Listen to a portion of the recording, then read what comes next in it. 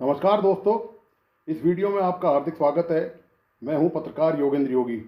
दोस्तों, पश्चिम बंगाल विधानसभा चुनाव में भाजपा के हाथों भीषण पराजय के बाद भी मुख्यमंत्री ममता बनर्जी के मुख्यमंत्री पद नहीं छोड़ने का निर्णय दिवंगत प्रधानमंत्री इंदिरा गांधी के इसी तरह के अड़ियल रवैये की याद दिलाता है, जिसके कारण देश को आपातकाल का दंश झेलना पड़ा।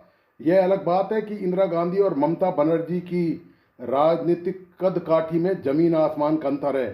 राजनीतिक नज़रिए से देखें तो ममता बनर्जी इंदिरा गांधी के आसपास भी नज़र नहीं आती हैं। यह अलग बात है कि ममता की राजनीतिक पैदाइश कांग्रेस की है। ममता बनर्जी के 15 वर्षों के शासन का अंत उनके लिए किसी दुस्वप्न से कम नहीं है। ममता ने ऐलान किया है कि राजभवन जाकर इस्तीफा नहीं दूंगी। पश्चिम बंगाल में करारी हार के बाद भी टीएमसी प्रमुख ममता बनर्जी के तेवर नरम नहीं पड़े हैं। ममता ने हार के बाद पहली प्रेस कॉन्फ्रेंस कर केंद्र सरकार से लड़ाई का नया ऐलान कर दिया। ममता ने कहा कि मुझे हराया गया है। उन्होंने बीजेपी और चुनाव आयोग पर कई तरह के आरोप लगाते हुए कहा कि साजिश करके उन्हें हराया गया है। ममता ने कहा कि मैं हारी नहीं हूँ, मैं राजभवन जाकर इस्तीफा नहीं दूंगी। ममता के तेवरों से साफ हो गया है कि वह बीजेपी, चुनाव आयोग और केंद्र सरकार के साथ अपनी लड़ाई को आगे ले जाने का मंसूबा बना चुकी हैं। पश्चिम बंगाल के निवर्तमान मुख्यमंत्री ममता बनर्जी ने कहा कि बंगाल में यह वोट चोरी और ज़्यादा हुई है क्योंकि हमने बहुत कड़ी लड़ाई लड़ी है। हमारी लड़ाई सीधे तौर पर भाजपा के साथ नहीं थी, हमारी लड़ाई चुनाव आयोग के साथ थी। अगर चुनाव आयोग बिक जाए, न्यायपालिका से न्याय न मिले, इतने लोगों को एसआईआर के नाम पर निकाल दिया जाए, अधिकारी एक तरफा काम करें, ऐसे हालात में और क्या किया जा सकता है। संवैधानिक परंपराओं के तहत अगर मुख्यमंत्री इस्तीफा नहीं देते हैं तो राज्यपाल विधानसभा का विशेष सत्र बुला सकते हैं।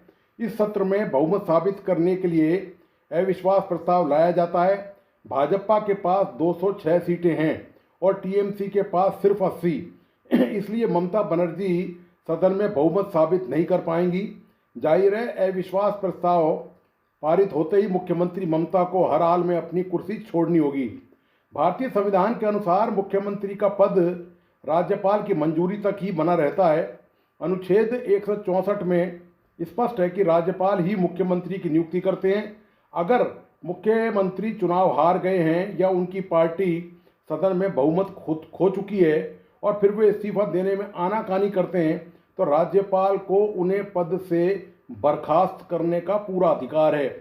राज्यपाल एक आधिकारिक आदेश जारी कर वर्तमान सरकार को तत्काल प्रभाव से भंग कर सकते हैं।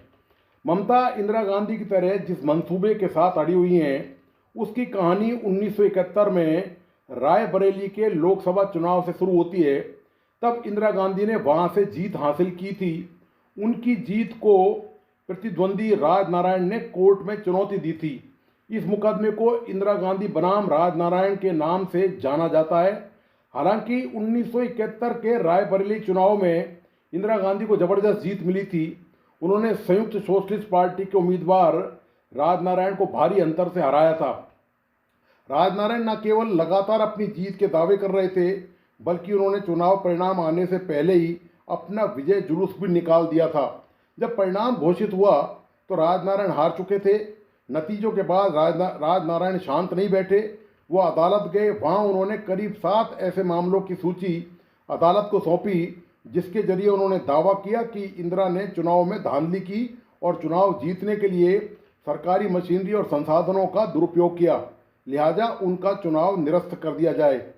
12 जून 1975 के दिन राजनारायण की याचिका में जो 7 मुद्दे इंदिरा गांधी के खिलाफ गिनाए गए थे, उनमें से 5 में तो इलाहाबाद हाई कोर्ट के जस्टिस जगमोहन लाल सिन्हा ने इंदिरा गांधी को राहत दे दी थी, लेकिन 2 मुद्दों पर उन्होंने इंदिरा गांधी को दोषी पाया था।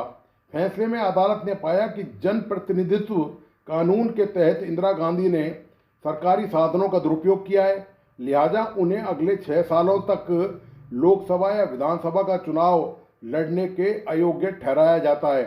हालांकि इस फैसले के बाद इंदिरा गांधी सुप्रीम कोर्ट गई, लेकिन इस बीच सुप्रीम कोर्ट के वैकेशन जज justice V R Krishna Iyer ने भी कहा कि उन पर भी इस केस को लेकर दबाव बनाने की कोशिश हुई।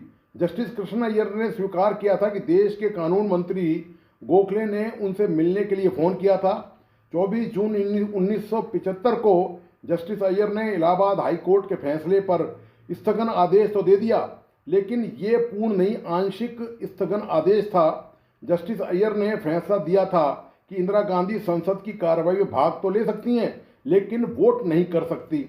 कोर्ट के फैसले के बाद इंदिरा गांधी पर इस्तीफे का दबाव बढ़ गया था, लेकिन उन्होंने इस्तीफा देने से इनकार कर दिया था। जिस तरह से अब ममता बनर्जी इस्तीफा नहीं दे रही हैं।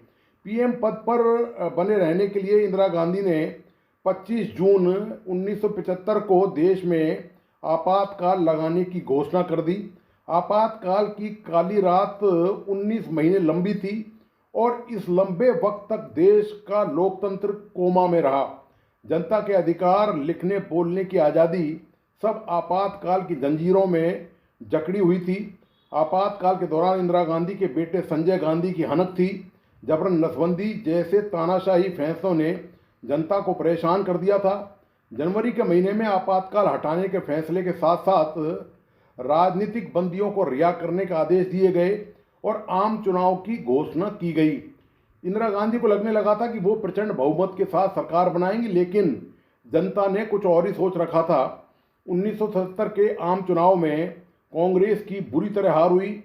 इंदिरा गांधी रायबरेली सीट से खुद चुनाव हार गई। यह निश्चित है कि ममता यदि केंद्र में प्रधानमंत्री होती तो निश्चित तौर पर हार स्वीकार करने के बजाय देश में इंदिरा गांधी की तरह शायद आपातकाल लगा देती। क्योंकि वे एक राज्य की मुख्यमंत्री हैं, इसलिए उनकी केंद्र के मुकाबले बहुत सीमित उनकी ताकत है, उनके पास अधिकार नहीं है। केंद्र सरकार किसी भी राज्य के राजनीतिक हालात ज़्यादा खराब होने पर राष्ट्रपति शासन लगा सकता है। ऐसे में राज्य का सारा प्रशासन केंद्र द्वारा तब तक चलाया जाता है जब तक विधानसभा चुनाव की घोषणा न हो जाए। ऐसा अमूमन तब होता है जब किसी भी एक दल को स्पष्ट बहुमत नहीं मिले या राज्य में भारी अराजकता फैल जाए और कानून व्यवस्था की स्थिति लगभग चौपट हो जाए। पश्चिम बंगाल में ऐसे हालात नहीं हैं, इसलिए भाजपा को सरकार बनाने से कोई नहीं रोक सकता और संविधान और कानून भी पूरी तरह से भाजपा का साथ देता हुआ नजर आता है। ममता चाहे कितनी रो पीट लें, भाजपा को सरकार बनाने से रोक नहीं सकती। ज़्यादा से ज़्यादा वे चुनाव परिणामों को कोर्ट में चुनौती दे सकती हैं और जो मौजूदा परिस्थिति हैं, जिस तरह से चुनाव पश्चिम बंगाल में हुए हैं, उससे इस बात की संभावना बहुत कम नज़र आती है कि हाई कोर्ट या सुप्रीम कोर्ट ममता बनर्जी के मामले में यदि ममता बनर्जी कोई चुनाव याचिका दायर करती हैं तो उस पर कोई स्टे ऑर्डर देगा। स्टे ऑर्डर से तात्पर्य है कि भाजपा को पश्चिम बंगाल में सरकार बनाने से रोक देगा और ममता बनर्जी की सरकार को पुनर्स्थापित कर देगा। ऐसा आज़ादी के इतिहास के बाद आज तक अदालतों में कभी ऐसा कोई निर्णय आया नहीं है और इस बात में चूंकि इसके कोई पुख्ता प्रमाण नहीं है कि वहाँ चुनाव में बहुत भारी धांधली हुई हो, जैसा कि आरोप ममता बनर्जी लगाया, वोट चोरी हुई हो, तो इस बात की संभावना बहुत मुश्किल है कि यदि ममता बनर्जी हाई कोर्ट या सुप्रीम कोर्ट में जाती हैं तो वो उनकी बात वहाँ पर टिक पाएगी। और ये भी हो सकता है कि पहले के मामलों की तरह ममता बनर्जी को ज़्यादा चीखने पुकारने पर सुप्रीम कोर्ट और हाई कोर्ट से फटकार भी खानी पड़ सकती है। फटकार खाने का तो पूर्व में ममता बनर्जी अदालतों से विश्व रिकॉर्ड बना चुकी है, दर्जनों मामलों में उनको फटकार पड़ चुकी है। लेकिन हद ये है, इसके बावजूद भी ममता बनर्जी के आचरण व्यवहार में कोई बहुत ज़्यादा फर्क आया नहीं है। तो दोस्तों, आपको आज का ये विश्लेषण कैसा लगा, प्लीज़ अपने लाइक एंड कमेंट के साथ बताइए। इस वीडियो को अपने दोस्तों और परिजनों को शेयर करना नहीं भूलें। मेरा तमाम दोस्तों से आग्रह है कि प्लीज़ इस YouTube चैनल को लाइक करें, सब्सक्राइब करें और बेल आइकॉन का बटन ज़रूर दबाइए। धन्यवाद, नमस्कार।